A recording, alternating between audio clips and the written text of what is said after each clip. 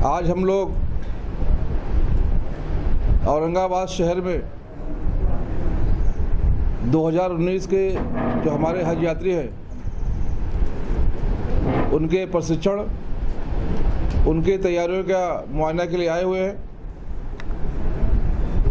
इस बार महाराष्ट्र से 35,711 लोगों ने फॉर्म भरा था।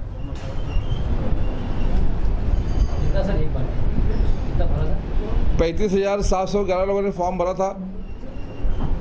उनमें 14,645 लोग जो है हज पर जा रहे हैं। इस बार महाराष्ट्र से 2,254 लोग जो ऐसे हैं जो 70 साल के ऊपर के उम्र के हैं, वो सभी लोग हज पर जा रहे हैं। इस बार महाराष्ट्र से जो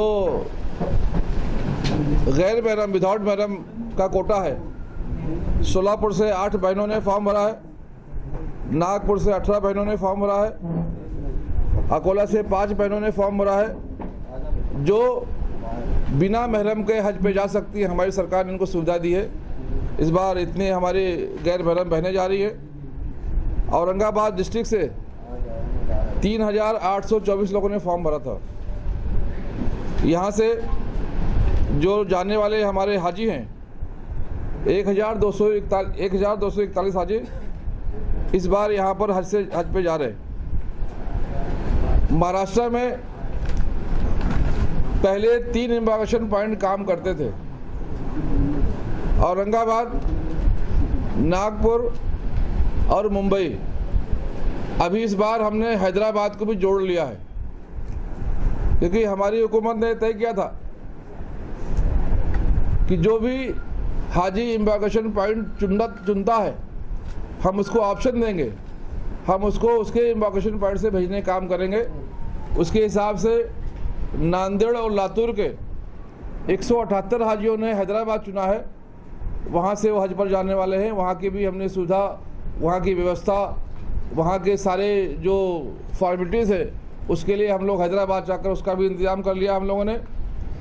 इस बार जो हाजी जाने वाले हैं, पहला फ़्लाइट 14 अप्रैल से मुंबई से है, जैसा कि हमारे 14 जुलाई से मुंबई से है। उसके बाद 22 जुलाई को औरंगाबाद से है। उसके बाद 25 जुलाई को नागपुर से शुरू हो रहा है। औरंगाबाद में जो इमिग्रेशन पॉइंट है वहाँ पे जो हाजी हज पर जाने वाले हैं, जालना है, बीड़ है, आपका हिंगोली है, परभनी है, पहले उस्मानाबाद है। इन हाजियों को पहले 2 दिन पहले रिपोर्टिंग करना पड़ता था। इसके वजह से हाजी अपने रिश्तेदारों के साथ में 2 दिन पहले औरंगाबाद आता था, उसको यहाँ रुकाया जाता था।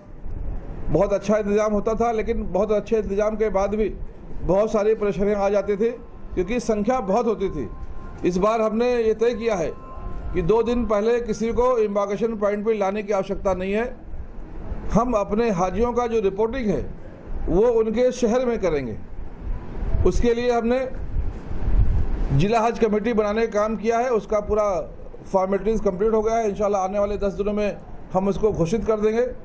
जो हाजियों की खिदमत में काम करने वाले लोग हैं, जैसे पहले खादिमुल हुज्जाज कमेटी काम करती थी, NGOs काम करते थे, उनको ठेका मिलता था। अभी हम लोग उस काम को हज कमेटी के ज़रिए करने वाले हैं। और उस काम को करने के लिए हज कमेटी ऑफ डिस्ट्रिक्ट के साथ साथ हम लोग हाजी दोस्त भी बनाने वाले हैं। उनके ज़रिए हम लोग काम को अंजाम देने वाले हैं। हम अपने जिला हज कमेटी के ज़रिए, हम हाजी दोस्तों के ज़रिए और जो NGOs हमारे साथ काम करने वाले हैं उनके ज़रिए हम अपने हाजियों का रिपोर्टिंग उनके शहर में करेंगे। उनका जो पासपोर्ट, वीज़ा, बाकी डॉक्यूमेंट उनके शहर में प्रोवाइड करेंगे।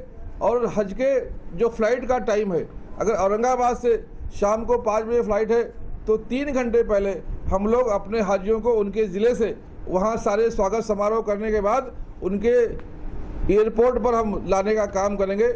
उसके लिए भी हम लोग सोच रहे हैं, उसके लिए हमने प्लानिंग किया है। उसके लिए हमने तय किया है कि अभी हमको 3 दिन पहले रिपोर्टिंग की आवश्यकता नहीं है, हमको औरंगाबाद में कहीं आकर रुकने की आवश्यकता नहीं है। हम डायरेक्ट उनको एयरपोर्ट पर लाने का काम करेंगे, ये भी हमने तय किया है।